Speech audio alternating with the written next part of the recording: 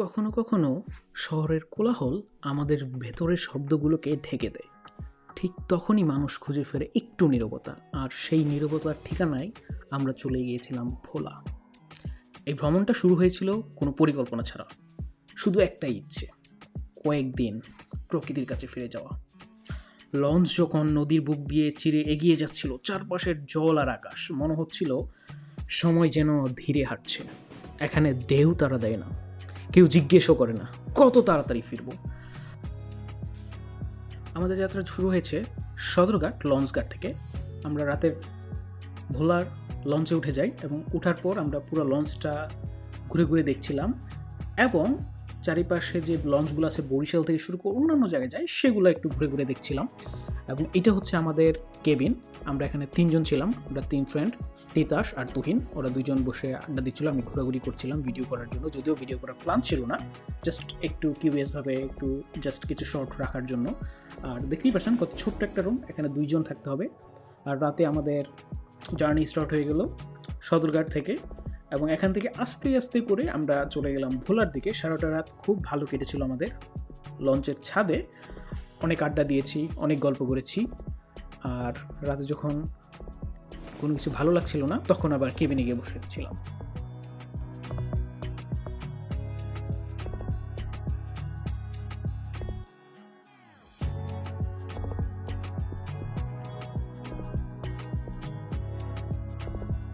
রাতের খাবার আমাদের লঞ্চের মধ্যে, আমরা বাহির থেকে নিয়ে উঠেছিলাম। নাম কি জানি? মা বিরিয়ানি হাউস থেকে, মানে সদরঘাট থেকে না। এটা আমাদের কেবিন রুম, এখানে 2টা বেড আছে। যদিও আমরা তখন বাইরেই ছিলাম, এখন একটু এনার্জি নেওয়ার জন্য মানে খাবার দাবার খাওয়ার জন্য আসলাম।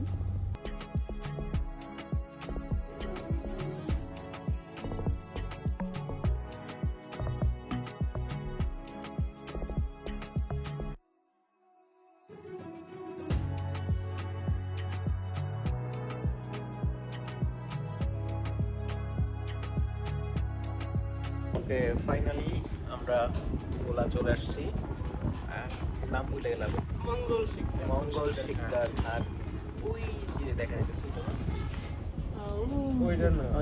এখানে যে লাইটিং গুলো দেখা যাইতেছে, এই ঘাটেই আমরা নামবো ভোলায়। আশা করি প্রণব আমাদের জন্য ওয়েট করতেছে, বেচারা সারাদিন মানে সারা রাত ঘুমায় নাই হয়তো। তো এই ছিল, আর এদিক দিয়ে হচ্ছে কেবিনের রাস্তাটা, ভিতরে আমরা ছিলাম। আর এটা হচ্ছে মূলত সামনের যে ডেকের সামনে হাঁটাচলা করার জন্য। তখন লাইটিং ছিল না, সারা রাত লাইট অফ ছিল। আর এটা শুধুমাত্র যখন কোন একটা মানে গন্তব্যে আসতেছে তারপর হচ্ছে গিয়ে এই লাইটিংগুলো অন হইতেছে। ফাইনালি আমরা চলে আসছি মঙ্গল শিকদার ঘাট, এখানে আমরা ল্যান্ড করবো কিছুক্ষণের মধ্যেই।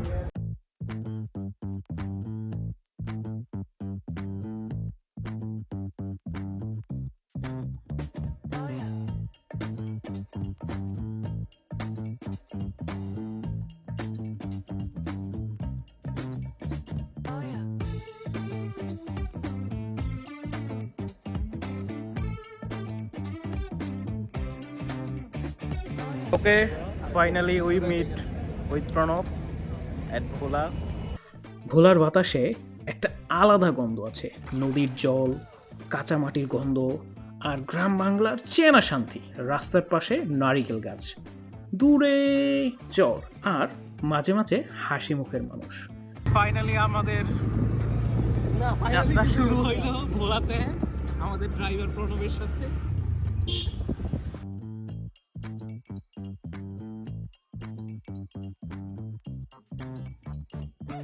Okay.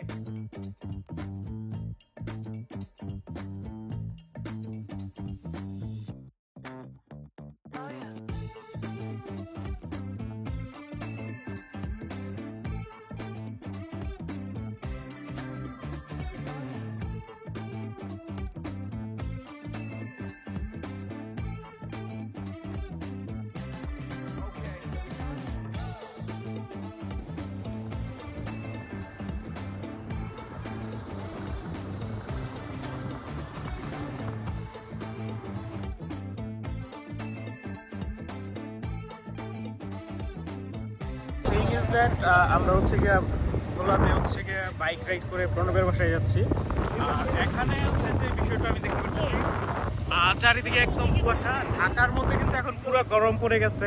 অনেক ভালো লাগতেছে, যে মনে হইতেছে যে গরমকালে চলে গেছিলাম, আবার শীতকালে ফেরত আসছি। আমি জানি না আমার কথাগুলা এই মাইকে বুঝে যাবে কিনা এই বাইক রাইডের মধ্যে, তারপরে আমার মনে হলো যে এই জিনিসটা দেখানো উচিত। আর পিছনে সূর্য উঠতেছে, আর তিতা আসার প্রণগ্রাম আছে, আর আমরা এখানে হচ্ছে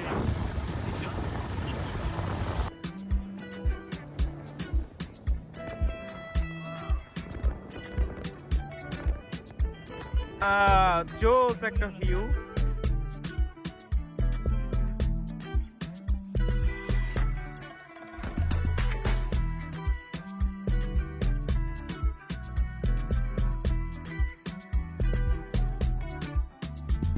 ফাইনালি এমন একটা জায়গায় পৌঁছাইলাম, অসাধারণ সুন্দর। আমি যদি একটু দেখাই এই সাইডটা, সূর্যমুখী ফুলের বাগান, বিশাল একটা বাগান একদম। আমার ওই দিক থেকে আরও ওই দিকে অনেক দূরে চলে গেছে, আর পিছন দিয়ে এদিকে আছে। আর আমাদের পিছনেই সূর্যটা উঠছে, তো সূর্যমুখী ফুলগুলো সম্পূর্ণ ওই সূর্যের দিকেই ঘুরে আছে।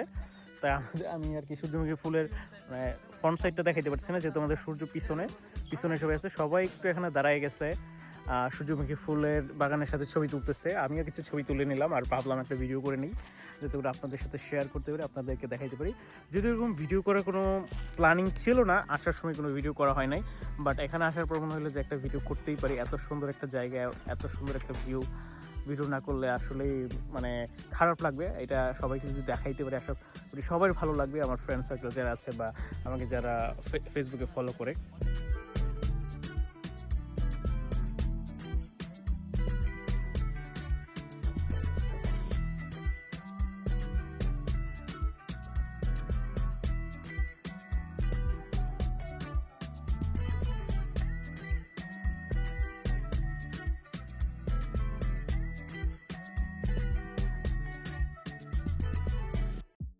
জীবন আসলে খুব বেশি কিছু চায় না, একটু শান্তি, একটু আলো, আর নিজের সাথে একটু সময়। এই ভোলায় এসেই বুঝছি ভ্রমণ মানে শুধু জায়গা দেখা না, ভ্রমণ মানে নিজেকে নতুনভাবে অনুভব করা। হয়তো এই পথ আবার শহরের দিকে ফিরে যাবে, কিন্তু ভোলার এই শান্ত মুহূর্তগুলো মনের ভেতর থেকে যাবে অনেক দিন। ভোলার পুরো জার্নিটাই ছিল বাইকের মধ্যে। বাইকে পুরো ভোলা শহরটাকে ঘুরে বেরিয়েছি, চষে বেরিয়েছি। যদিও ভিডিও করার প্ল্যান ছিল না, তাই ওইভাবে কোনো ভিডিও করা হয় নাই। ঘুরে বেরিয়েছি চরগুলো, এবং ভোলার চারিপাশে যে বিশাল বড় বাঁধ তৈরি হচ্ছে সেটাও ঘুরে ঘুরে দেখেছি। আমার বন্ধু যেহেতু ভোলার মানুষ, সে সব কিছু জানে ভোলা সম্পর্কে, তাই আমরা প্রত্যেকটা জায়গায় বাইক নিয়ে ঘুরেছি। টোটাল 3 দিন ছিলাম, এবং 3টা দিনই কিন্তু আমরা দিনে রাতে সব সময়, এবং দিনের যে রাইডগুলো ছিল রাতের রাইডগুলো সম্পূর্ণ আলাদা। দেখতেই পাচ্ছেন রাতে কোনো কিছু দেখা যায় না। এবং ভোলায় একটা জিনিস হচ্ছে, রাতে খুবই অন্ধকার, ঘুটঘুটে অন্ধকার বলা যায় কিছু কিছু রাস্তা, এবং আপনারা দেখতেই পাচ্ছেন অলরেডি। আর এই ঘোরার মধ্যেই কিন্তু আমরা অনেক কিছু দেখতে পাচ্ছি, যদি ভিডিওতে কিছু দেওয়া সম্ভব হয় না, যেহেতু ভিডিও করি নাই। এবং এই 3 দিনের ঘোরাঘুরি শেষে অবশেষে আবার আমরা চলে গেছি সেই যান্ত্রিক কোলাহলে। এই যে এখান থেকে আমরা আবারও ঢাকার উদ্দেশ্যে রওনা দিয়ে দিব। এখান থেকে আমরা, যেহেতু ঈদের সময় ছিল আমরা যখন গিয়েছিলাম, তখন টিকিট পাওয়াটা একটু টাফ ছিল, তাই আমাদের জন্য টিকিট সংগ্রহ করতে হয়েছে। এবং দুপুর 3টা বা 4টার দিকে আমরা হচ্ছে গিয়ে লঞ্চে উঠে যাই। দেখতেই পাচ্ছেন আমরা অলরেডি লঞ্চে ওঠা শুরু করে দিয়েছি। আমাদের জার্নিটা ছিল ঈদের সময়, তাই মানুষজন ছিল প্রচুর পরিমাণে। আর ঢাকা আসতে আসতে আমরা অনেক এনজয় করেছি এই লঞ্চের মধ্যে। পুরো লঞ্চ ঘোরাঘুরি করেছি, ছাদে, তারপর ডেকে, অনেক জায়গায়। আর ঢাকায় আসার সাথে সাথে সেই পুরাতন কোলাহল আর গিঞ্জি পরিবেশ, আসলে এটাতেই আমরা বড় হয়েছি। বাট এই কিছুদিনের জন্য, কিছুক্ষণের জন্য যখনই আমরা এরকম শান্ত এবং সবুজ পরিবেশে চলে যাই, আমাদের মাইন্ডটা সম্পূর্ণ ক্লিয়ার হয়ে যায়। ঢাকায় আসার সাথে সাথেই আবার সেই কোলাহল দেখতেই পাচ্ছেন। আর যাই হোক, এই সম্পূর্ণ ভিডিওতে চেষ্টা করেছি কিছু ফুটেজ, কিছু মুহূর্তগুলো শেয়ার করার জন্য। আর যে মেমোরিগুলো ক্রিয়েট হয়েছে পোলাতে গিয়ে, তার মধ্যে কিছু অংশ চেষ্টা করেছি ফ্রেমে বন্দি করার জন্য, ক্যাপচার করার জন্য। ভিডিও শেষে সেগুলো দিয়ে দিচ্ছি।